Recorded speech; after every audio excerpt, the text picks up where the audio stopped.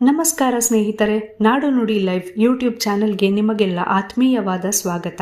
ನಾನು ನಿಮ್ಮ ಜಾನಕಿ. ಪೊಲೀಸರ ಆ ಒಂದು ಪ್ರಮುಖ ಅಧಿಕಾರವನ್ನು ರದ್ದು ಮಾಡಲಾಗಿದೆ.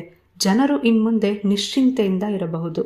ಅದೇನು ಎಂದರೆ, ವಾಹನ ತಪಾಸಣೆ ವೇಳೆ ಪೊಲೀಸ್ ಅಧಿಕಾರಿಗಳು ಹಾಗೂ ಸಿಬ್ಬಂದಿಗಳು ವಾಹನ ಚಾಲಕರಿಗೆ ಕಿರುಕುಳ ನೀಡುತ್ತಿದ್ದರು, ಅವಾಚ್ಯ ಶಬ್ದಗಳ ಬಳಕೆ ಮಾಡಿ ನಿಂದಿಸುತ್ತಿದ್ದರು, ಹಾಗೆ ದುರ್ನಡತೆಯನ್ನು ಕೂಡ ತೋರುತ್ತಿದ್ದರು. ಈ ಎಲ್ಲ ಸಮಸ್ಯೆಗಳಿಗೆ ಕಡಿವಾಣ ಹಾಕಲು ಇದೀಗ ಸೂಕ್ತ ಆದೇಶವೊಂದನ್ನು ಹೊರಡಿಸಲಾಗಿದೆ.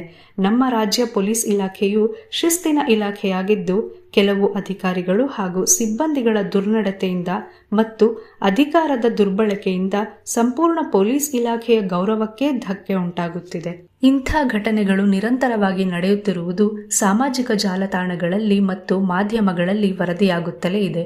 ಕೆಲವು ದಿನಗಳ ಹಿಂದೆಯಷ್ಟೇ ಮಂಡ್ಯ ಜಿಲ್ಲೆಯಲ್ಲಿ ಸಂಚಾರಿ ಪೊಲೀಸರು ವಾಹನ ತಪಾಸಣಾ ಸಂದರ್ಭದಲ್ಲಿ ಮಗು ಮೃತಪಟ್ಟ ಪ್ರಕರಣ ಹಾಗೂ ವಿಜಯನಗರ ಜಿಲ್ಲೆಯ ಕೂಡ್ಲಿಗಿಯಲ್ಲಿ ಸಾರಿಗೆ ಬಸ್ ಚಾಲಕನ ಮೇಲೆ ಪೊಲೀಸ್ ಪೇದೆಯಿಂದ ನಡೆದ ಹಲ್ಲೆ ಇದೆಲ್ಲವೂ ರಾಜ್ಯಾದ್ಯಂತ ವೈರಲ್ ಆದವು. ಈ ಘಟನೆಯ ಬಗ್ಗೆ ರಾಜ್ಯ ಪೊಲೀಸ್ ದೂರುಗಳ ಪ್ರಾಧಿಕಾರವು ಸ್ವಯಂ ಪ್ರೇರಿತ ದೂರು ದಾಖಲಿಸಿಕೊಂಡು ವಿಚಾರಣೆ ಕೈಗೊಂಡರೂ, ವಾರದ ಹಿಂದೆಯಷ್ಟೇ ಚಿತ್ರದುರ್ಗದಲ್ಲಿ ವಾಹನ ಪರಿಶೀಲನೆ ವೇಳೆ ಆಟೋ ಚಾಲಕನಿಗೆ ಪೊಲೀಸ್ ಸಿಬ್ಬಂದಿ ಕಿರುಕುಳ ನೀಡಿದ ಕಾರಣ ಮನನೊಂದ ಚಾಲಕ ಪೆಟ್ರೋಲ್ ಸುರಿದುಕೊಂಡು ಪ್ರಾಣ ಕಳೆದುಕೊಳ್ಳಲು ಪ್ರಯತ್ನಿಸಿದ ಘಟನೆ ಹಾಗೂ ಸಂಡೂರಿನಲ್ಲಿ ಲಾರಿ ಚಾಲಕನ ಮೇಲೆ ಪೊಲೀಸ್ ಸಿಬ್ಬಂದಿಯೊಬ್ಬ ತೊಂದರೆ ಕೊಟ್ಟ ಘಟನೆ ಸಾಮಾಜಿಕ ಜಾಲತಾಣಗಳಲ್ಲಿ ದೊಡ್ಡ ಮಟ್ಟದಲ್ಲೇ ವೈರಲ್ ಆಗಿದೆ.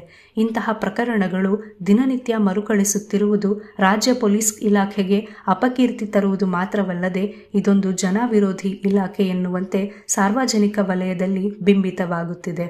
ಇಂಥ ಕೆಲವು ಅಧಿಕಾರಿಗಳು ಮಾಡುತ್ತಿರುವ ಕೆಲಸದಿಂದ ಶಿಸ್ತನ್ನು ಕಾಪಾಡಿಕೊಂಡು ಪ್ರಾಮಾಣಿಕತೆ, ದಕ್ಷತೆಯಿಂದ ಕಾರ್ಯನಿರ್ವಹಿಸುತ್ತಿರುವ ಒಳ್ಳೆಯ ಸಿಬ್ಬಂದಿಗಳನ್ನು ಕೂಡ ಅಗೌರವದಿಂದ ನೋಡುವಂತಾಗಿದೆ.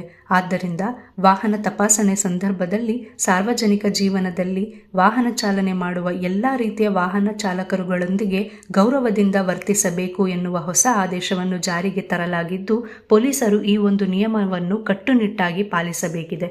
ಹಾಗಾಗಿ ಜನರು ಇನ್ನು ಮುಂದೆ ನೆಮ್ಮದಿಯಿಂದ ಇರಬಹುದು. ಜನರ ಮೇಲೆ ಯಾವುದೇ ರೀತಿಯ ದೌರ್ಜನ್ಯಗಳು ಪೊಲೀಸರಿಂದ ನಡೆಯುವುದಿಲ್ಲ.